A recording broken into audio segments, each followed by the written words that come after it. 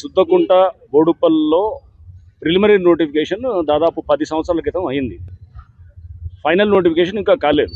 అయితే ఈ లోపల చాలా మనకి ఇల్లులన్నీ వచ్చేసాయి. దీని పక్కన రోడ్డు వచ్చింది. మొత్తం ఇదంతా వచ్చిన తర్వాత దీన్ని మళ్ళా ఏదో ఏదో కంప్లైంట్ వచ్చిందని వీళ్ళు ఇక్కడ స్థానికంగా ఉన్న వాళ్ళు కొంత అవగాహన రాహిత్యంతో లేకపోతే మరి ఎట్లానో తెలియదు కానీ ఇంకొక ప్రపోజల్ ఏదో పంపించారన్నమాట.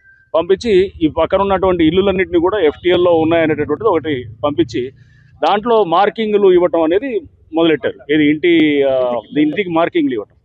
ఇది మా దృష్టికి కొంతమంది ఇక్కడ స్థానికంగా ఉండేవాళ్ళు వచ్చి మాకు కంప్లైంట్ చేస్తే అసలు ఏమవుతుంది క్షేత్రస్థాయిలో, ఎందుకంటే ప్రభుత్వం చాలా స్పష్టమైనటువంటి ఒక పాలసీ అనేది ఉన్నది. ఎందుకంటే హైడ్రా వచ్చింది 2024 జూలైలో వచ్చింది. అంతకుముందు ఉన్నటువంటి ఇల్లులు ఏదైతే ఉన్నాయో అవన్నీ కూడా వాటిల్లో FTLలో ఉన్నా కానీ కూడా దాన్ని ఎటువంటి డిస్టర్బెన్స్ చేయరు. ఈ మార్కింగ్లు ఇవ్వటాలు ఇవన్నీ ఏమవుతుంది అనేది అసలు ఏం జరుగుతుంది కింద క్షేత్రాలు తెలుసుకోవడానికి ఇక్కడికి వచ్చినప్పుడు ఇక్కడ అర్థమైంది ఏంటంటే వీళ్ళు కొంత కన్ఫ్యూజన్ తోటి, అంటే అవగాహన లేకపోవడంతో FTL దీన్ని ఎక్స్టెండ్ చేస్తూ దాంట్లో ఆల్రెడీ 35 ఏళ్ల క్రితం కట్టుకున్న ఇల్లుల్ని కూడా వాళ్ళు మార్క్ చేస్తూ చేసేటప్పుడు డెఫినెట్గా కొంత డౌట్ వచ్చింది మనకి. ఎందుకంటే హైడ్రా పేరు చెప్పి వీళ్ళు కింద ఏమన్నా వసూల్లోకి తెరలేపుతున్నారా ఇది అనేటటువంటి డౌట్ తోటే నేను ఇక్కడికి వచ్చింది అనమాట.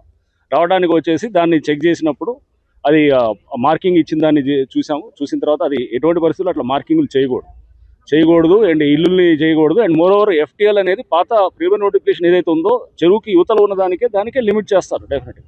ఆల్రెడీ నివాస గృహాలన్నీ వచ్చేసి ఇప్పుడు మరి ఆ లెక్కన నల్లకుంట ఉన్నది, నల్లకుంట మరి చెరువు, అది మాసప్ ట్యాంక్ ఉన్నది, మాసప్ ట్యాంక్ మరి చెరువు, దాంట్లో ఇల్లులు వచ్చినాయి. మరి అక్కడ మార్కింగ్ ఇచ్చి FTL ఇచ్చి ఆ ఇల్లు అని చెప్తారు, అట్లా చేయరు కదా.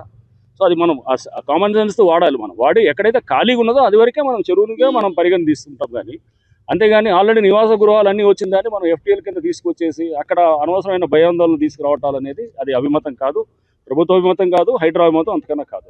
సో ఇది క్లారిటీ ఇవ్వడానికి.